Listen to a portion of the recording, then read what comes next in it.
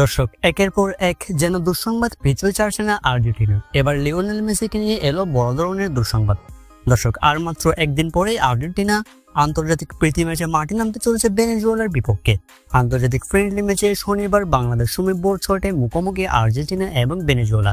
যে ম্যাচকে সামনে রেখে আর্জেন্টিনার ক্যাম্পে লিওনেল মেসি যোগ দিলেও এই ম্যাচে মেসির খেলা নিয়ে তৈরি হয়েছে শঙ্কা। দর্শক, কেননা লিওনেল স্কালোনি কোনো প্রকার রিস্ক নিতে চান না লিওনেল মেসিকে নিয়ে। ব্যাপারটা তিনি নিজেই নিশ্চিত করে জানিয়েছেন গতকালকে। দর্শক, মূলত লিওনেল মেসি ভেনেজুয়েলার বিপক্ষে না খেলার কারণ হচ্ছে ইন্টার মিয়ামির একটা ম্যাচ রয়েছে রবিবারে, অর্থাৎ আর্জেন্টিনার ম্যাচ 11 তারিখ এবং ইন্টার মিয়ামির ম্যাচটি 12 তারিখ, যেখানে ইন্টার মিয়ামির ম্যাচটি অনেকটাই গুরুত্বপূর্ণ। আটালান্টার বিপক্ষে 12 তারিখ ইন্টার মিয়ামি মুখোমুখি হবে, যে কারণে সেই ম্যাচটি খেলার জন্য 11 তারিখ আর্জেন্টিনার হয়ে ম্যাচটি খেলতে পারবেন না লিওনেল মেসি। যদিও ব্যাপারটা সম্পূর্ণ 100% নিশ্চিত নয়, তবে লিওনেল স্কালোনি পরিষ্কারভাবে জানিয়ে দিয়েছেন গতকাল।